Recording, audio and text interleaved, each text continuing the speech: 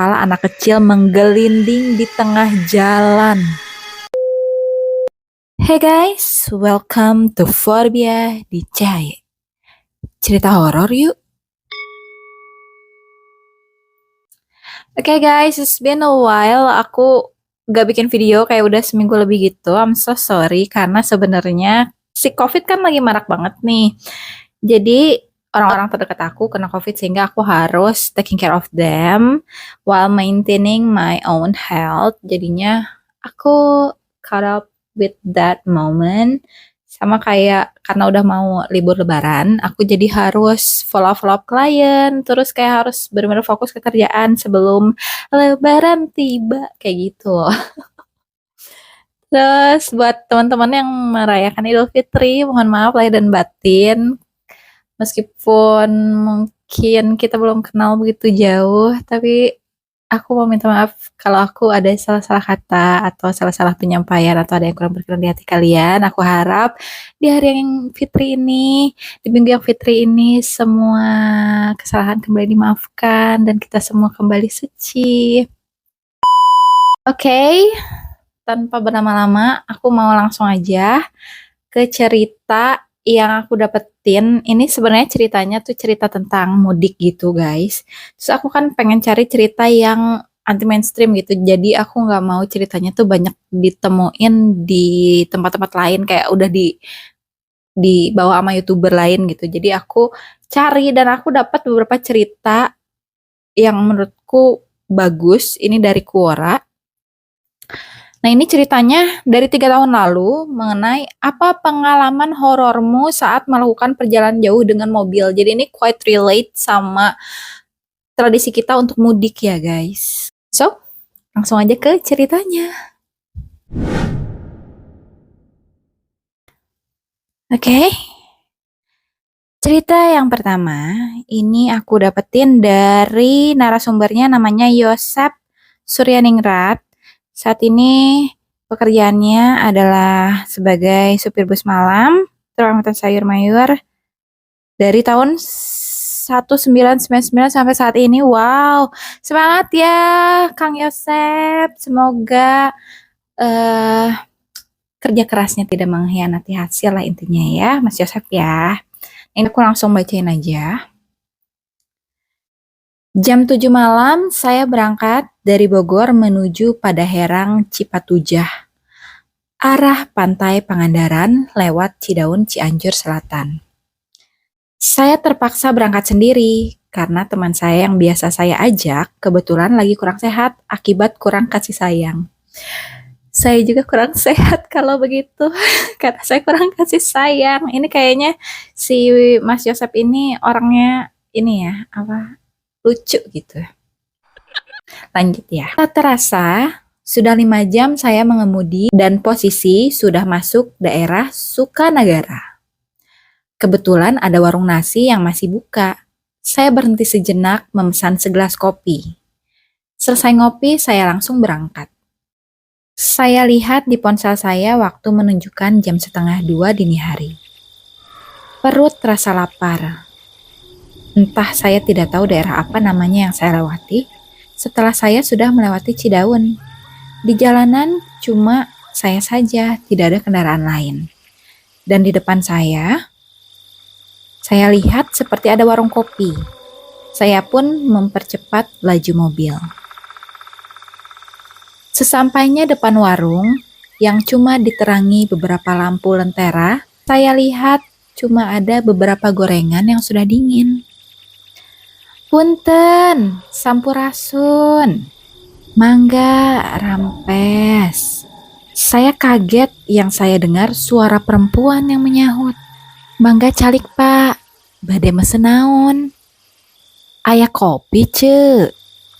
Aya, bade kopi naon hoyongna? Kopi hideng? Kopi jahe? Kopi susu oge? Aya pak. Pangdamelkeun kopi susu we ce. Ari caroge ece ka mana? Teu ngarencangan ece kitu.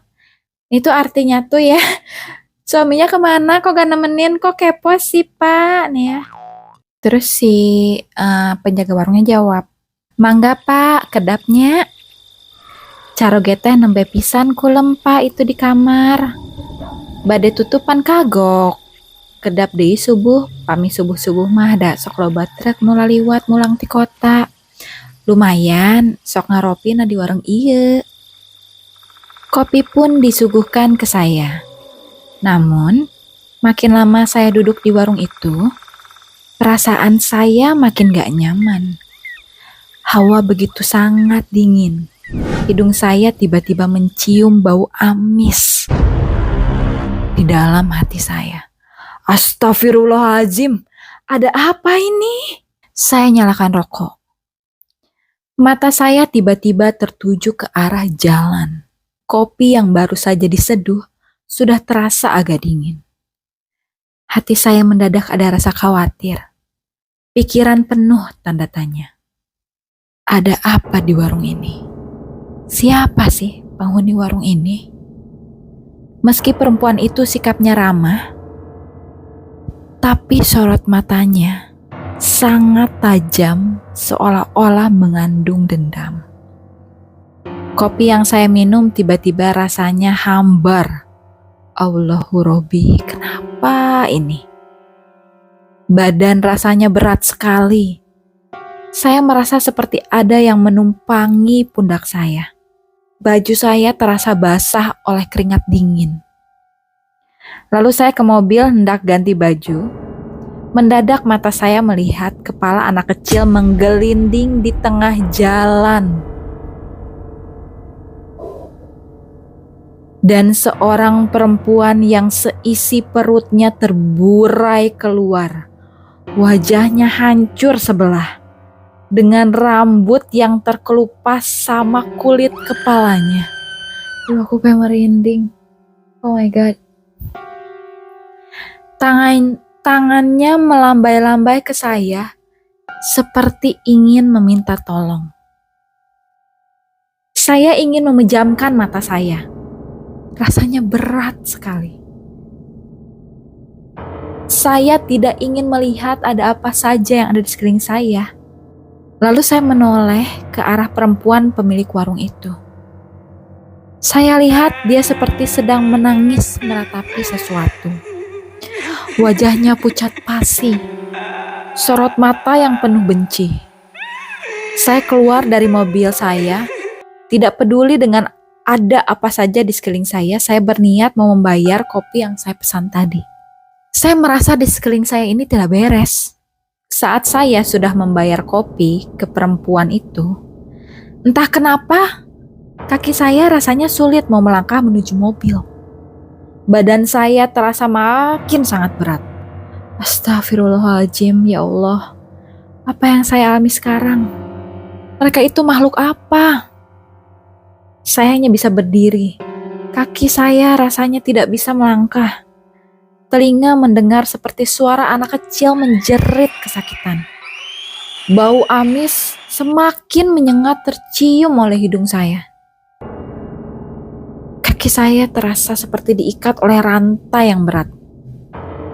Badan saya terasa ada yang menumpangi, seperti ditumpangi oleh beberapa orang. Berat sekali. Saya berusaha tetap tenang. Dalam hati saya bertasbih kepada Tuhan. Saya pasrahkan hidup dan mati saya. Saya teguhkan batin. Saya akan terus berdiri sampai esok pagi. Dalam hati Mas Yosep pun memanjatkan doa dan pasrah kepada Yang Maha Kuasa, meminta ampun dan menyerahkan segala kondisinya dengan lapang dada. Setelah selesai memanjatkan doa, jantungnya rasanya berhenti berdenyut. Mata terasa begitu gelap. Pikiran entah kemana. Saya dikagetkan oleh suara klakson truk yang berhenti tepat di belakang mobil saya. 3 armada truk berjejer di belakang mobil saya, dan mereka semua menghampiri saya. Kata salah satu dari mereka. Ini langsung aku translate aja ya. Pak, lagi ngapain di sini? Berdiri sambil bengong. Istighfar, Pak. Situ berani-beraninya berhenti di sini. Di sini daerah paling angker. Gak ada yang berani lewat sini sendirian. Semenjak kejadian ada warung ketabrak sama truk. Terus yang punya warung, sekeluarga meninggal semua. Jasadnya pada hancur gak utuh lagi. Istrinya, Pak, yang lagi hamil, perutnya pecah seperti terlindas. Supir sama kenaiknya juga meninggal pas udah nabrak warung. Langsung nabrak pohon yang itu. Nah, semenjak kejadian itu, di sini jadi banyak ceritanya. Gimana ceritanya? Kok bisa sampai berhenti di sini?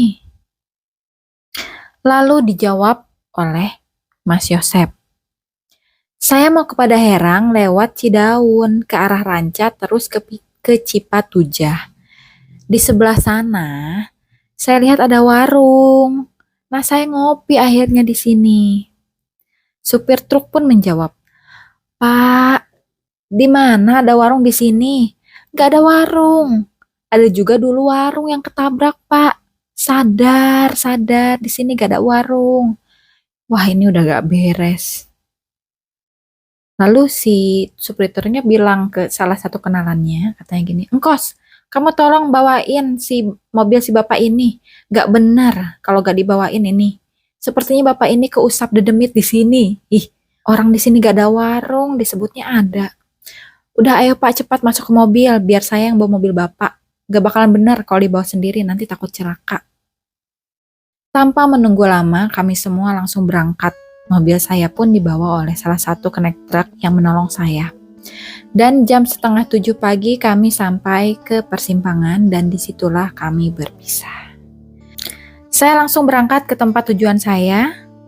Setelah saya berterima kasih banyak kepada mereka yang tanpa pamrih membantu saya dengan solidaritas sesama anak jalanan. Seburuk apapun hal yang menimpamu, yakinlah dengan doamu. Karena pasti akan ada orang yang akan membantumu di saat kamu senantiasa selalu dapat membantu orang lain. Di sini moral of the story adalah dengan hati yang pasrah dan berikhlas kepada Yang Maha Kuasa, dengan lapang dada dan juga dengan selalu berbuat baik kepada orang lain, maka niscayalah pintu bantuan akan selalu datang kepada kita. Cuma guys, ini kan aku kayak sekalian baru baca nih. Tapi ini aku merinding banget loh. Jadi mungkin visual anak menangis yang dilihat yang kepalanya menggelinding itu mungkin dari rahim si ibunya itu loh, si penjaga warungnya. Oh my god, ini aku masih tetap merinding guys. Kayak serem banget.